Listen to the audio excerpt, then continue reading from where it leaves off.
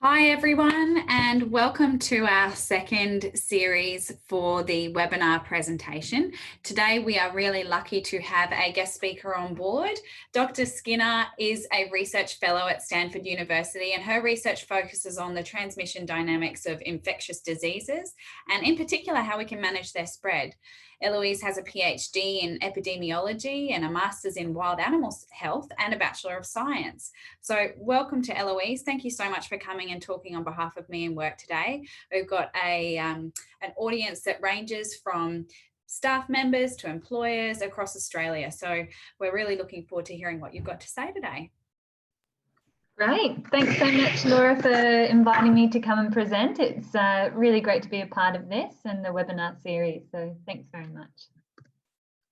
All right, so I will get underway. Okay. So what I wanted to present to you today is a topic that I think is really important, and it's how to ensure that your staff are getting the most up-to-date information. When Laura and I first talked about this webinar, we were really talking about, in particular, the COVID-19 crisis and how to get the most important information around that. But as this is an ongoing crisis and some of this may be a little bit outdated, I've also added some broader context information for you as well. So for today's webinar, I just want to have a brief introduction about myself and some of the research that I do. I want to talk about the virus crisis, I call it, and in particular COVID-19 and beyond, the impact that misinformation can have, how to find accurate information sources, and what you can do for your team. And just wrap it up with a Q&A for anyone that has any questions. So as Laura mentioned, I'm a scientist and my research really focuses on the transmission of infectious diseases. In particular, what I do is I'm working with teams that build models to help with public health decision making. So at the moment, the team at Stanford University, they're building models around coronavirus and they're looking at non-pharmaceutical interventions.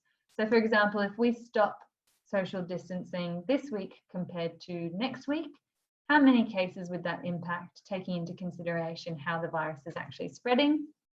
And what's the economic impact that this could also be having? So it's not just about the health implications, although that's the primary focus, but also considering the economic impacts as well.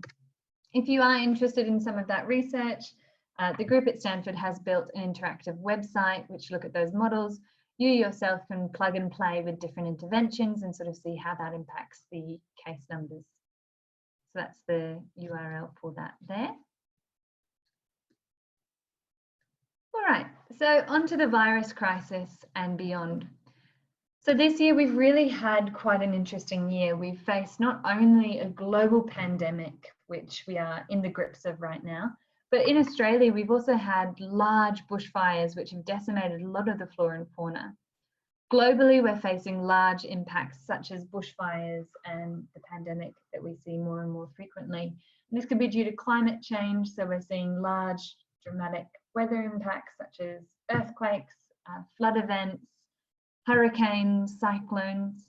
But we also see different changes in our global financial situation and also faced a large impact of the GFC not too long ago. So whilst the pandemic at the moment is unfolding and whilst all of these events that I've mentioned are historic, I think that we can all agree that this is not the only time that we're going to be seeing these crises. We're faced with them more and more frequently. And it's really important to consider how these crises might be affecting your employees. So whilst these are usually global large problems, on a local scale, this could be impacting your employees both physically through things like they may be needing hospitalization, they may be facing physical impacts such as burns or trauma, and they're also facing mental impacts of these things like anxiety, domestic violence, abuse and depression. And of course, all of these play into reduced outcomes at work. There is actually a term that relates to some of these large crises known as eco-anxiety. I'm not sure, Laura, maybe you could speak more to eco-anxiety and the impacts that that might be having on employees. Yeah, look, absolutely. So what we know is that for people and communities that are on the front lines of these disasters, we can really see a debilitating effect on their well-being. And this can include many diagnosable mental health conditions such as depression or complicated grief. PTSD or other anxiety disorders, but there are many Australians that aren't actually on the front line, but that are yet still being impacted by the feelings of vicarious or existential grief. So we might be worrying about the future that we're leaving to the next generations, or the threat of our very existence. So while eco-anxiety is not a recognised illness or diagnosis at the moment, it is certainly normal to feel somewhat frightened about what will happen in the future if we're not acting now. I think that we can all agree that that's something that's definitely shared among a lot of people, especially those with children or otherwise that may be worried about what is going to be happening up and coming with these sorts of global crises, especially because you feel as though it's out of your personal control. So it is really important to consider those broader impacts and recognize that these will be having an impact on your employees and your community around you as well. Thanks, Laura.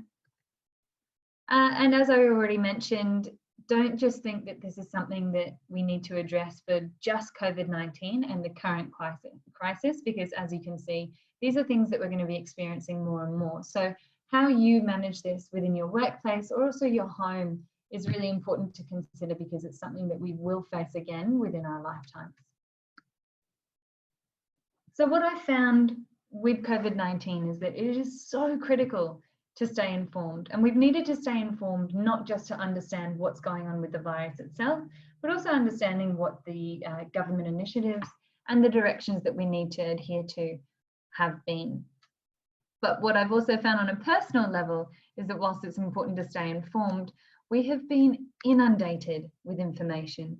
There have been information sources coming at us through our social media, through our traditional media, TV, radio, internet. In some cases, you can't turn without seeing more and more information about the virus. And that in itself can be overwhelming. You've really got to try and figure out how to find the best source of information, because what you might hear on your Facebook feed or from friends and family may be different to what we're hearing on the news, which may also be different to what the government initiatives are telling us to do. And so trying to understand and disentangle which sources are best is really important. But I think there are two ways to kind of filter that down. And the first is making sure the information that you get is factual.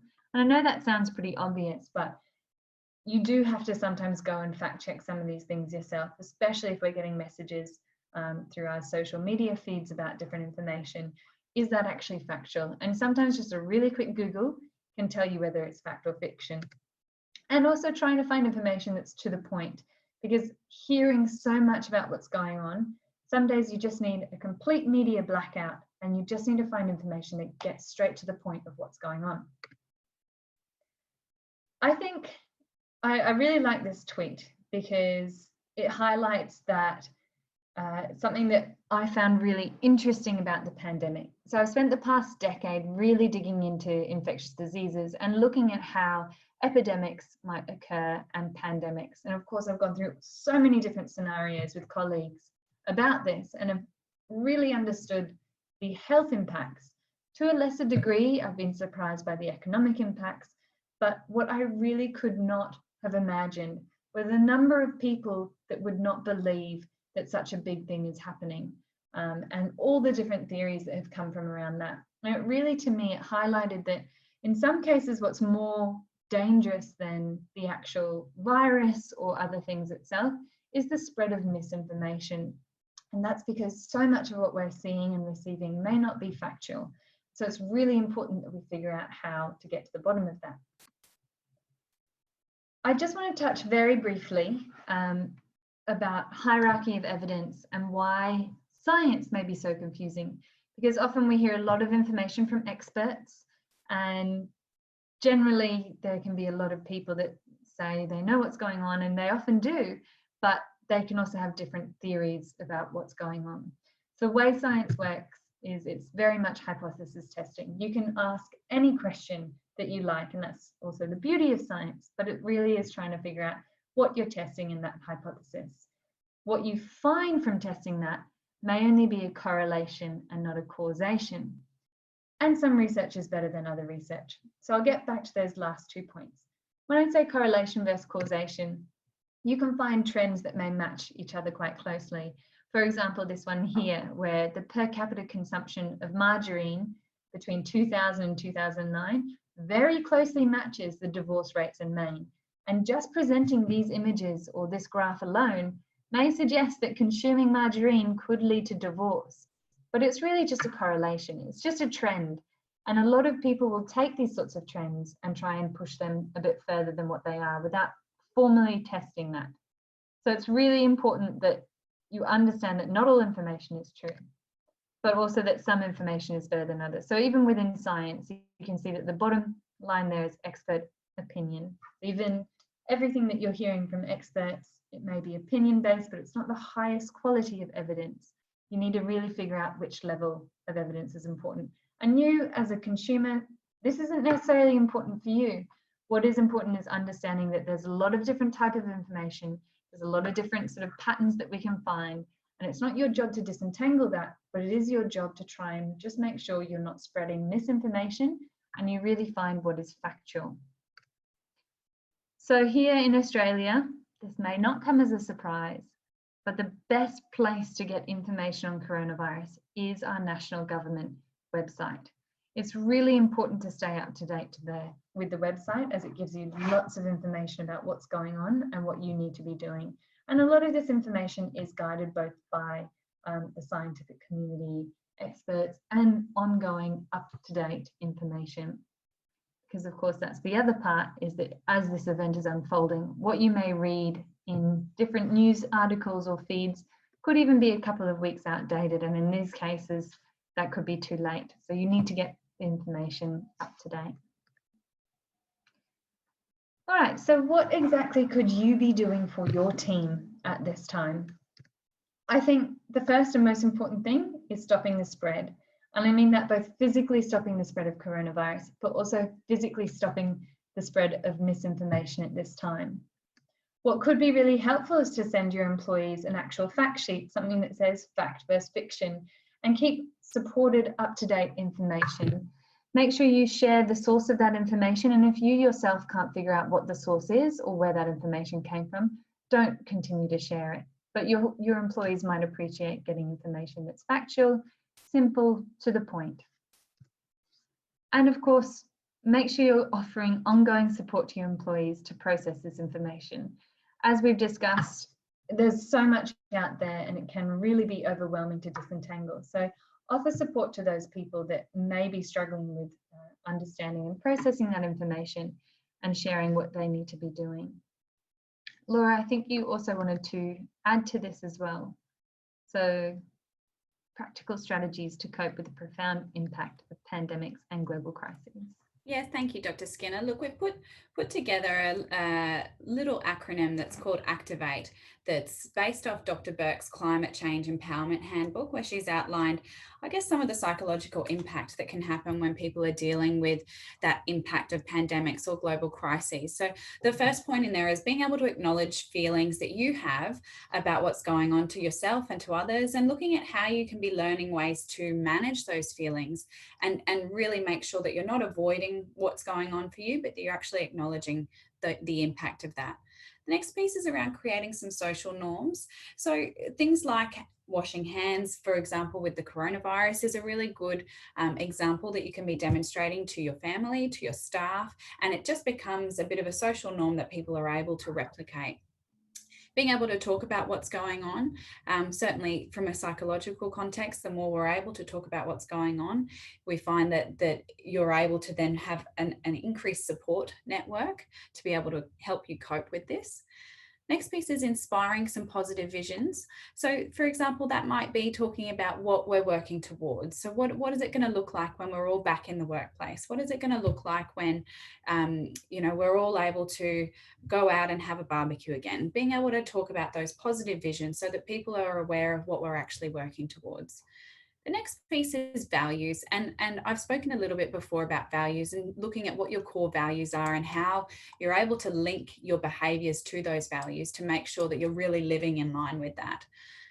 The next piece is acting. So that lines up with your values, acting personally so that you're contributing to changes, you're feeling engaged about these things that you're feeling quite passionate about, doing it now because now is the right time to be acting, and making sure at the same time that you're looking after yourself, you're engaging with activities that are enjoyable, that are meaningful to you, and that could be nature or it could be hobbies. So there's just a few little practical strategies that might help dealing with that anxiety that can come about from these global crises.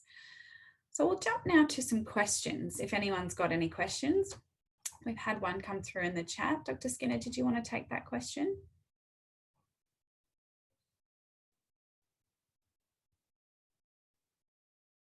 Oh, you're on mute, sorry. I'm sorry, I was just opening the question there. That's all right. So this question is just asking on a personal level where I have been going to get my information. And so the source that I found very useful at this time, but it is perhaps not geared to everyone, I've really enjoyed watching and following the Conversation pieces. The Conversation is a not-for-profit news organisation, but it's written by academics. So people with experts in their field are writing about different conversations around this. Oh, sorry, just 1 second. There we go. So I've really enjoyed getting my information from the Conversation itself. I'm quite an advocate for Twitter, and there you can see my Twitter handle down the bottom. And I like to follow people that I really trust, those expert opinions, and where I know that the information is coming from, so that I can really get that up-to-date information there. So thanks very much for asking that question. We've just had another one that's come through now. I'll take this one, Dr. Skinner. It's just about how we actually support employees. So how can I support my employees with this kind of an information if I don't know what to do myself? And I would suggest that you can be acknowledging that it's impacting on that particular employee, making sure that you're validating what's going on for them. And certainly if you feel like it's out of your scope of practice to be able to support that employee, you can be looking at offering external support. Me and Work certainly offers that external support for organisations and employees to make sure that we're reaching out in a very proactive, preventative manner. So being able to offer them with those really practical strategies. So that would be the answer to that one. Excellent. Any other questions? No? All right. Well, thank you so much, Dr. Skinner, for joining us today. It's been a real eye-opener, and I'll certainly be making sure that I'm doing more than just Googling from now. Thank you very much from all those that are on mute as well. And I look forward to seeing you all at our next webinar, same time, same back channel next week. Thanks, everybody. Thank you so much, Laura, and thank you, Me and Work, for inviting me.